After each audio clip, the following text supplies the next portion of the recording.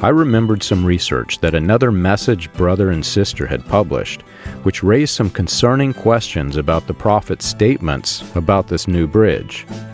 The couple had set out to prove that his prophecies were accurate, and predictions about the new bridge and its construction also seemed like a good place for them to start. They began collecting historical documents from the time periods before, during, and after the bridge construction. The prophet had prophesied that 16 men fell to their deaths and drowned during the construction of the George Rogers Clark Memorial Bridge. According to the descriptions given by the prophet in his life stories, he had seen 16 men fall to their deaths during construction of that bridge in a vision as a small child.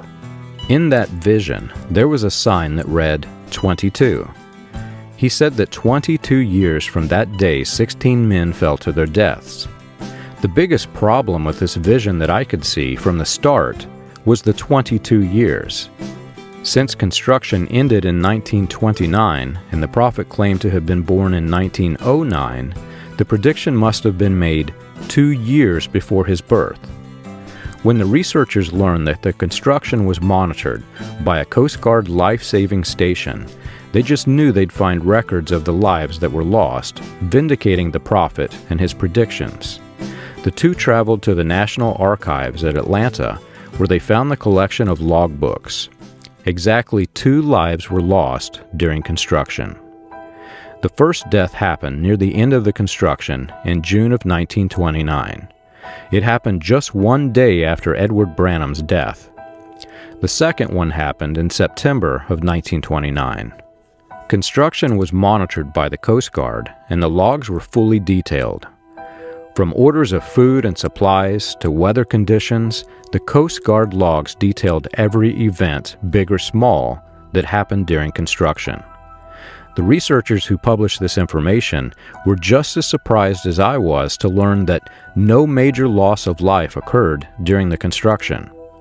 Curious, I made a trip to the memorial site at the foot of the bridge on the Jeffersonville side of the river and spoke with a historian on site.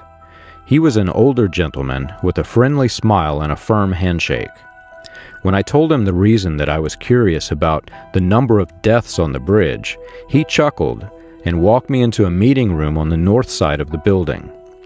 On the wall were several pictures of the bridge, both during construction and after. In one of them, the much older Big 4 bridge could be seen. He pointed out the difference in construction, something that I was unfamiliar with.